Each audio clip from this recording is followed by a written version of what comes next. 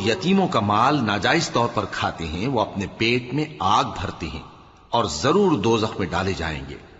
اللہ تمہاری اولاد کے بارے میں تم کو ارشاد فرماتا ہے کہ ایک لڑکے کا حصہ 2 لڑکیوں کے حصے کے برابر ہے،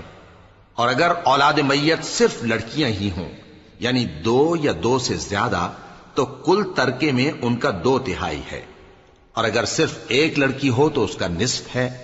اور میت کے ماں باپ کا یعنی دونوں میں سے ہر ایک کا ترکے میں 6واں حصہ ہے، بشرطے کہ میت کی اولاد ہو۔